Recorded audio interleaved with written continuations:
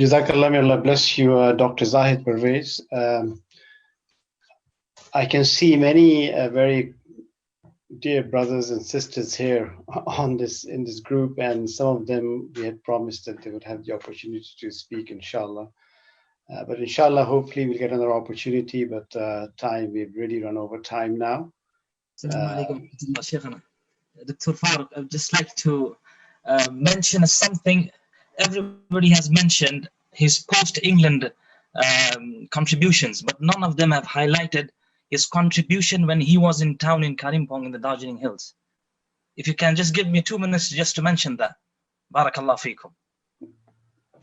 Because none of the brothers have touched on it. Okay, let me do this because it'd be unfair to, okay. We have got an article on that as well, which we try to send on our Mahfil Institute's website. We'll put up, inshallah. But please go ahead. What I'll do is give you 2 minutes, but I'll take some comments, maybe 2 or 3 more then, inshallah. Assalamu alaikum wa rahmatullahi wa barakatuh. Dr. Ataullah Siddiqui was an uncle to me, and he came from Kalimpong, which is a very remote town near Nepal and between Nepal, China, and Darjeeling and Bhutan. So this place, he studied in a Scottish missionary school, and he was mistook as a Brahmin in the school, and he was forced to take Sanskrit language because he looked like a Brahmin, a fair young man with a long nose and a tall. And Dr. Ataullah Siddiqui, he said that I was forced to take Sanskrit because they thought that I'm making an excuse. I'm a Hindu, I'm making an excuse that I have to, but I could skip that. Dr. Ataullah was a product of his father, Maulana Siddiqullah Siddiqui, who was the Imam of our local masjid in Kalimpong, who was an Imam and who changed the whole Darjeeling Hills because of ilm and because of his character and etiquettes and manners, and he was a product of it. And during his tenure, Dr. Ataullah and his father was like a tag team in producing dawah materials in Kalimpong in the local language. They were the ones who strived in translating the early books of Islam in the Nepali language. None have done that. In the history of Islamic knowledge in the Nepali language, his father, Siddiqullah Siddiqui, and Dr. Ataullah, they were the ones. And he also started the Islamic journal in Nepali. And this is, I'm talking about 1980s. Before 1980s, that they produced and they published. And he also mentioned to me that to collect funds, he went to Nepal as he wanted to translate the Quran in the Nepali language. So he went to a person in order to get the funds, but the person said, what do you want this funding for? He said, we'd like to translate the Quran in the Nepali language.